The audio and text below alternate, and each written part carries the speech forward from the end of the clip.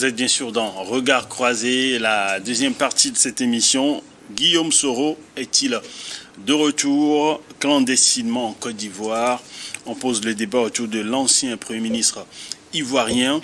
Ma première question pour vous, Nyong Pham, est-ce que, si cela se confirme, le retour de Guillaume Soro, est-ce que cela constitue un risque pour la stabilité politique en Côte d'Ivoire? D'abord, l'information elle-même, elle est ambiguë. Je ne sais pas si aujourd'hui on a une source fiable pour nous dire que Guillaume Soro est vraiment rentré en Côte d'Ivoire. Ouais. Ensuite, je pense que vouloir revenir en Côte d'Ivoire et de façon clandestine, c'est un risque énorme qu'il prend. Vu sa position par rapport à l'AES, avec sa proximité avec les présidents comme Tiani, je crois qu'il a même des documents officiels aujourd'hui de la République du Niger. Et quand vous regardez un peu la position de la Côte d'Ivoire par rapport à l'AES, vous vous demandez est-ce que quelqu'un peut prendre ce risque-là. Mais néanmoins, l'homme reste ce qu'il est. Mais je pense que les Ivoiriens ne sont pas prêts à suivre cet aventurier pour une fois encore. Non, je ne crois pas. C'est vrai que les tensions sont assez fortes en ce moment. Et ça aussi, c'est la faute au président Ouattara par son entêtement à briguer un 4e mandat. Il veut suivre des gens, mais il ne s'est pas demandé si son pays est exactement comme le pays dans lequel les gens font 4 et 5 mandats. Il doit se poser les bonnes questions. Mais je pense que tout n'est pas encore perdu. Tout n'est pas encore perdu. Je ne parle pas de Guillaume Soro, qui pour moi ne mérite aucune pitié. Ne mérite aucune pitié de la part des Africains. Qui reviennent ou pas, c'est son problème. Par contre, je pense que... J'ai bien envie de savoir de quoi vous l'accusez. Je ne l'accuse pas. Il s'accuse lui-même. Je ne l'accuse pas, il s'accuse lui-même.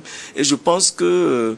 ceux pour qui on doit plaider aujourd'hui et appeler à une certaine sagesse, s'il en reste encore au président Ouattara, c'est d'ouvrir le jeu encore pour qu'on puisse réintégrer des gens comme Gbagbo et autres. Je ne crois même pas que Gbagbo puisse faire mal à Ouattara aujourd'hui dans les urnes, comme on pouvait l'espérer il y a quelques années.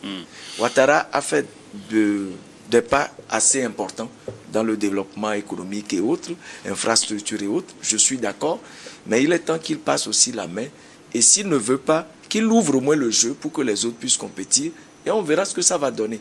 Mais en ce qui concerne Guillaume Soro, je n'attends rien de lui. Alors, je vais revenir avec vous. C'est vrai que vous avez été vous y êtes allé un peu très fort avec vos mots. Louis, Guillaume Soro est-il de retour clandestinement en Côte d'Ivoire? Et s'il y est, on sait quand même qu'il devrait nourrir l'ambition de revenir parce que c'est son pays. Et s'il y est, quelles seraient, selon vous, ses ambitions? Non, d'abord, comme le disait tout à l'heure Moïse, je crois que jusque-là, il n'y a aucune source fiable qui confirme en fait le retour de l'ancien Premier ministre ivoirien au Bercail. C'est vrai qu'en novembre 2023, lui-même avait annoncé qu'il allait mettre fin à son exil sans toutefois donner de précision sur la date à laquelle il va rentrer au pays. Et donc, je crois que du côté de la Côte d'Ivoire, nous avons des autorités qui sont aux aguets, compte tenu de la situation sociopolitique actuelle, marquée par la contestation criarde en fait d'un 4e mandat du président Alassane Ouattara. Et donc, comme tu l'as dit, son retour, s'il sera s'avérer, je crois que c'est une menace de plus pour Alassane Ouattara, qui est décrié, comme je le disais tout à l'heure, pour son ambition en fait de briguer un nouveau mandat. Et donc Guillaume Soro, quoi qu'on dise, c'est vrai que l'exil l'a fragilisé, l'exil l'a complètement affaibli, mais quand vous êtes un animal politique à la trempe de Guillaume Soro, toujours est-il qu'on a encore toujours quelque chose à donner. Tant qu'on n'est pas allé dans la tombe, d'une manière ou d'une autre. D'une manière ou d'une autre, je crois qu'il a toujours quelque chose à donner. Donc c'est pour ça que je dis que si cela s'avérait, c'est une danger, c'est une menace de plus en fait pour Alassane Ouattara, qui est aujourd'hui tiraillé de gauche à droite, qui est aujourd'hui contesté par des opposants comme Laurent Gbagbo, comme Tian, et des gens à qui il a invalidé en fait, à qui ils ont invalidé la candidature.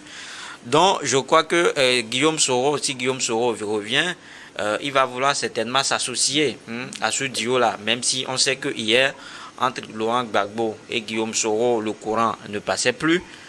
Mais en politique, surtout qu'en Côte d'Ivoire, ils semblent se mettre ensemble pour un objectif commun. C'est-à-dire que quand il s'agit de l'objectif général de la population, les politiques ivoiriennes savent se mettre ensemble. Donc aujourd'hui, le vent qui souffle, c'est le vent contre en fait, un quatrième mandat de Alassane Ouattara.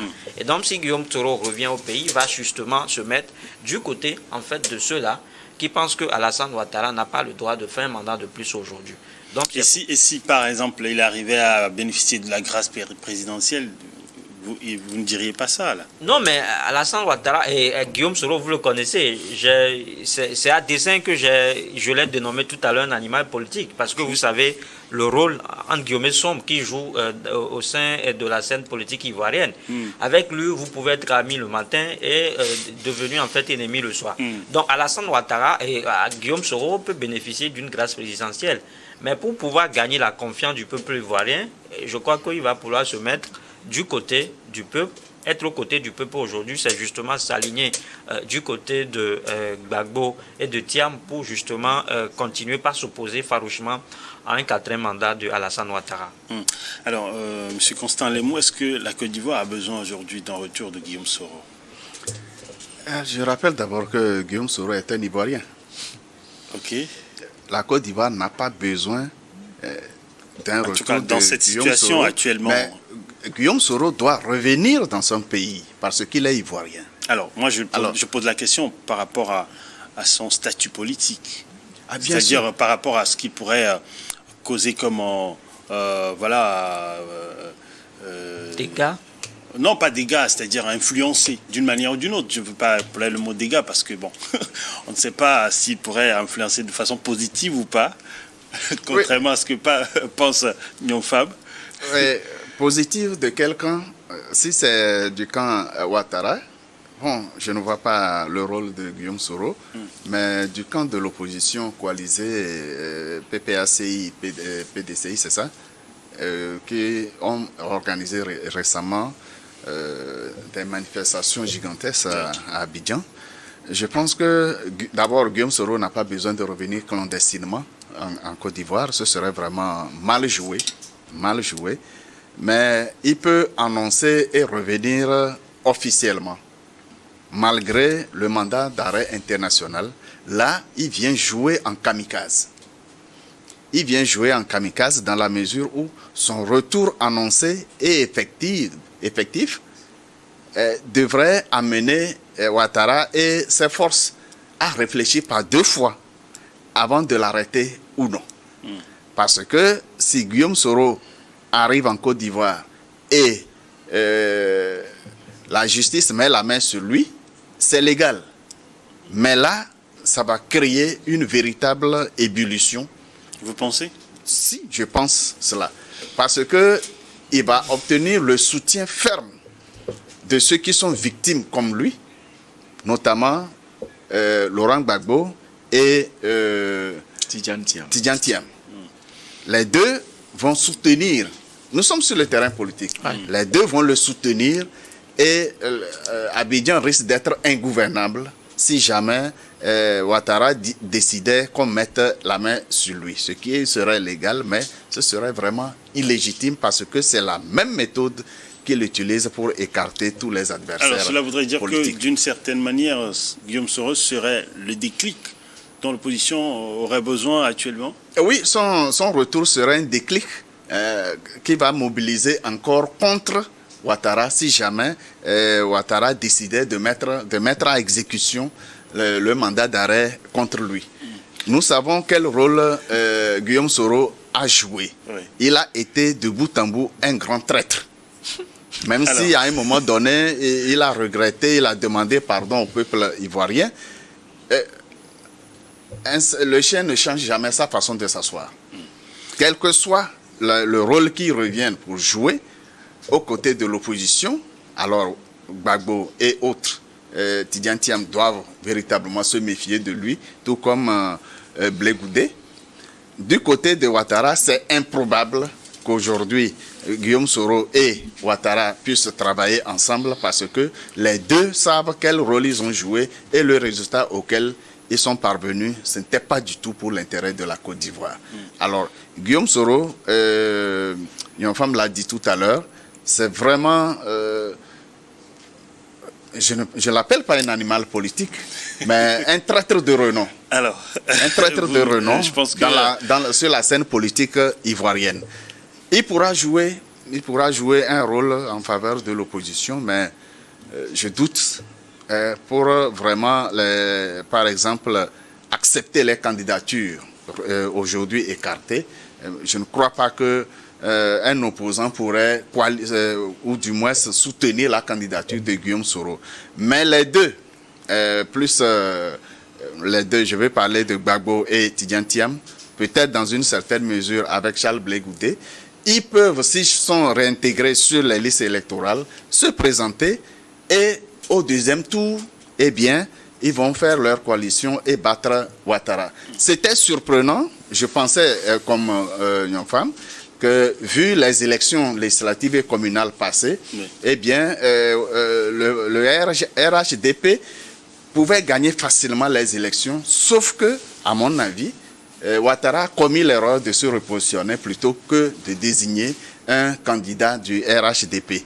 C'était complètement verrouillé, mais aujourd'hui, je suis sûr que beaucoup d'électeurs, beaucoup de militants de RHDP ne sont pas d'accord avec la quatrième candidature ou du moins la candidature de Ouattara pour le 4e mandat. C'est ce que j'ai lu à travers les manifestations dernières à Abidjan.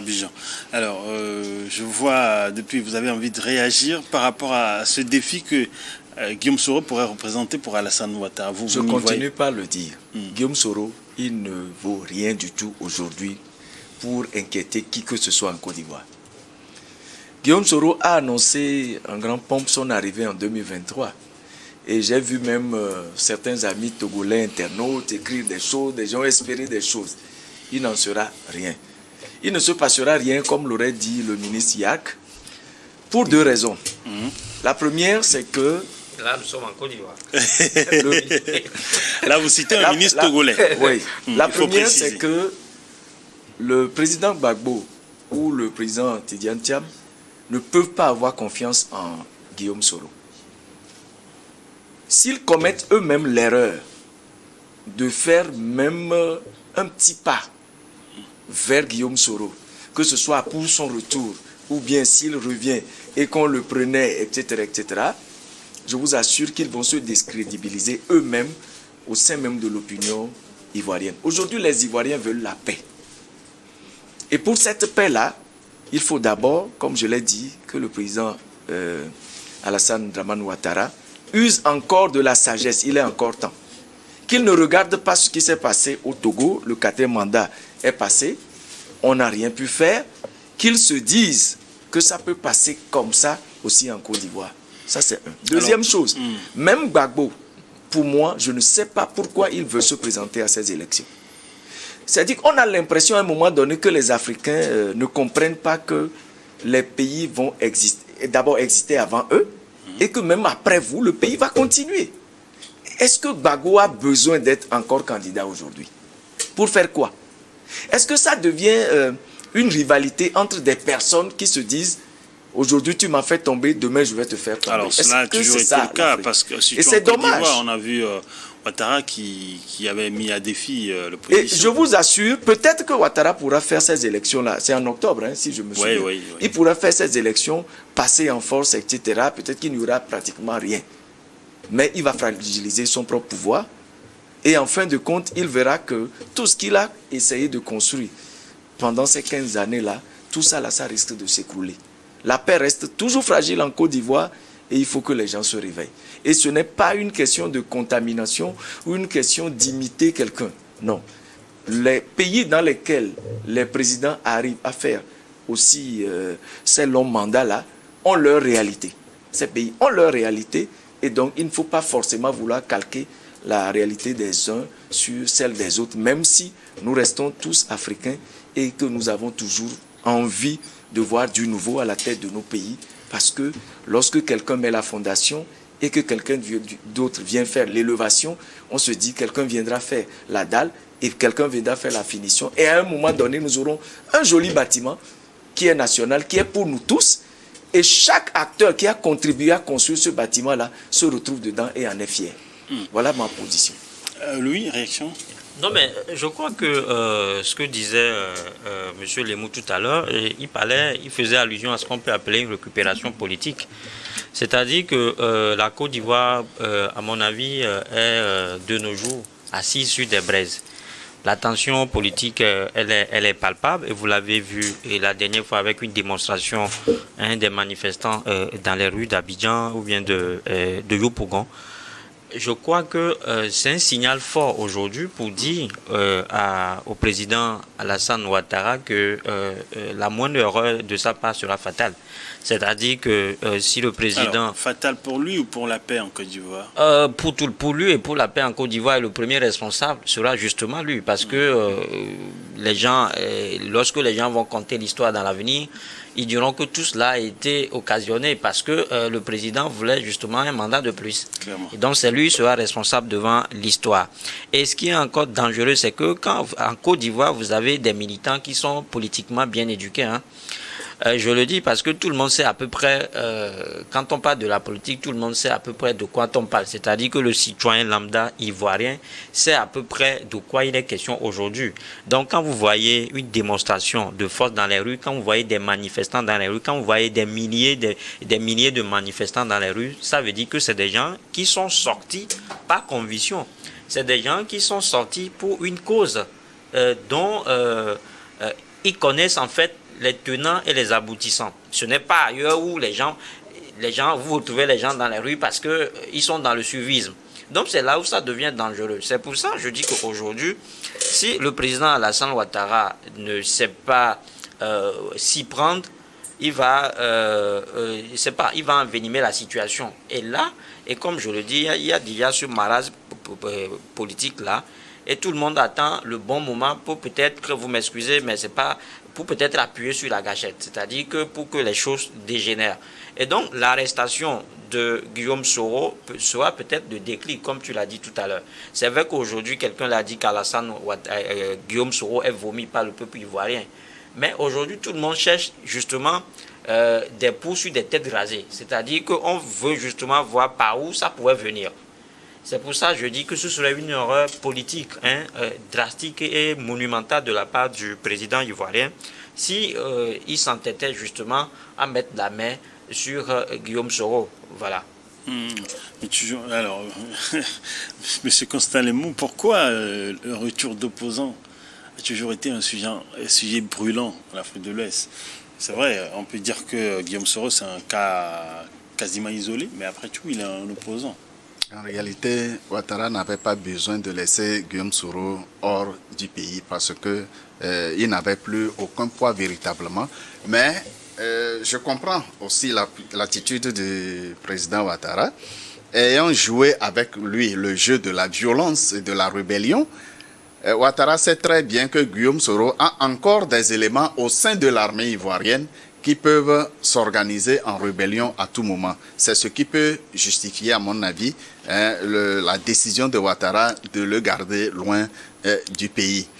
Mais lorsque je considère l'éventuel retour de Guillaume Soro, eh bien, je pense que c'est Ouattara lui-même qui a fait la campagne de Guillaume Soro sur le plan politique, bien sûr. C'est Ouattara qui a fait la campagne de Guillaume Soro en l'écartant, en le mettant hors du pays, en lançant ce mandat d'arrêt international, et son retour devient comme comme un retour triomphal. Ce qui n'est pas réel, parce que... Vous pensez que Ouattara a victimisé bien sûr, Soro? Bien sûr, parce que tout laissait croire qu'après le deuxième mandat de Ouattara, Guillaume Soro prendrait le pouvoir par le truchement du RHDP, sauf que à la dernière minute, Ouattara a trouvé les moyens nécessaires de l'écarter.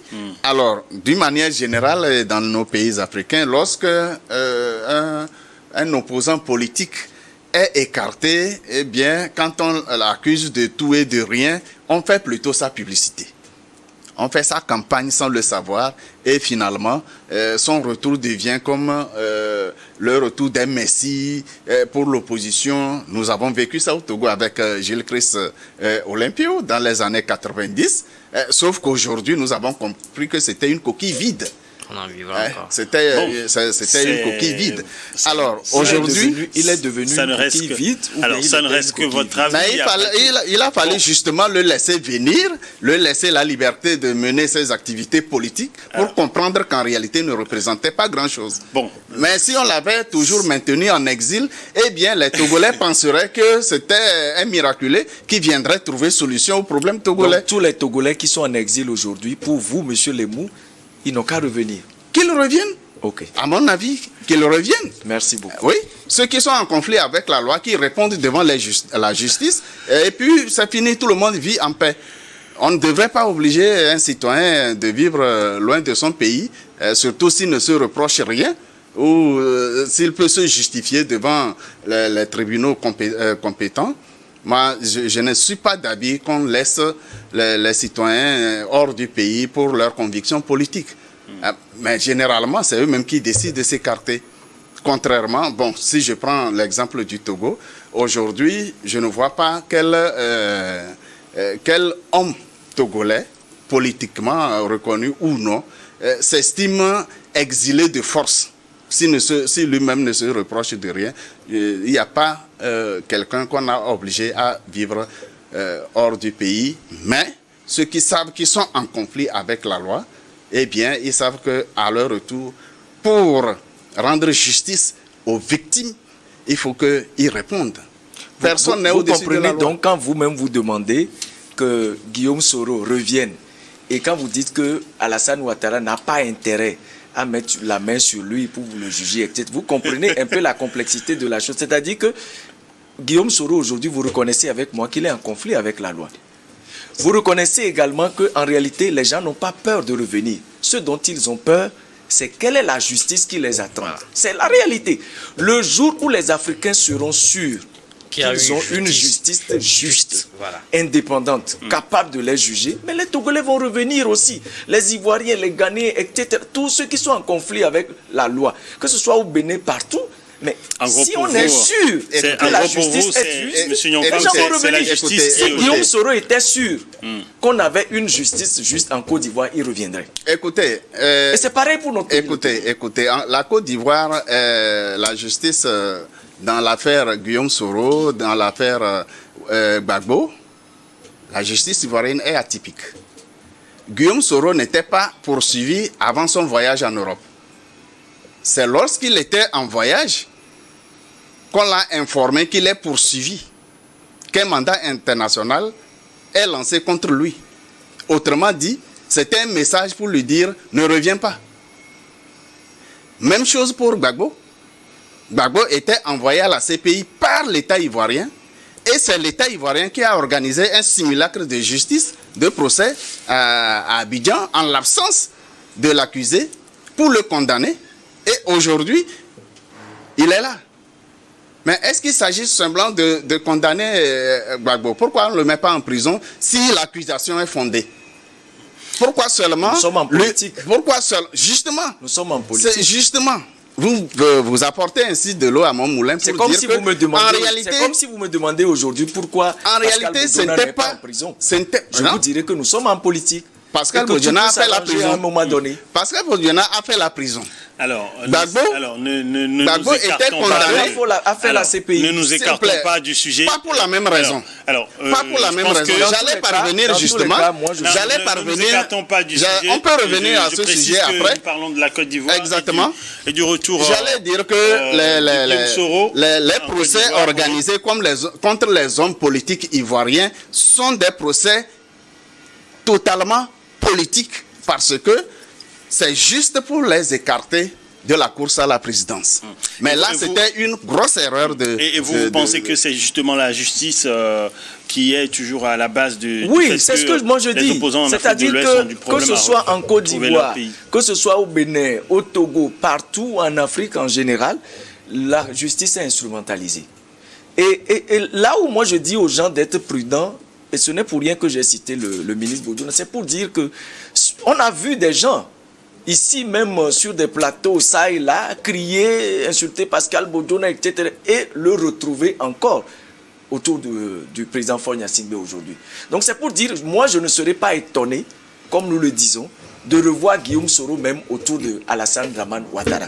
Ce n'est pas que ça va m'étonner, mais ce serait pour moi une erreur de la part de Alassane Dramane Ouattara. Attention, et donc sauf que politiquement, attention, il vous peut êtes en train de faire amalgame entre deux situations complètement différentes. Oui, réaction. Je vais vous assurer, Oui, vous avez une réaction. au Togo, Pascal Bodjouna ne s'était jamais je vais déclaré mettre fin opposé au président Faure. je n'ai pas jamais déclaré le contraire. Mais c'est ça, c'est plutôt ce qui oppose Guillaume Soro et Ouattara. C'est deux situations complètement différentes. On ne peut pas faire l'amalgame entre les deux. Et la prochaine fois que vous allez vous écarter du sujet, je vais demander à la réalisation qu'on vous coupe le micro. À tout à l'heure, chers téléspectateurs.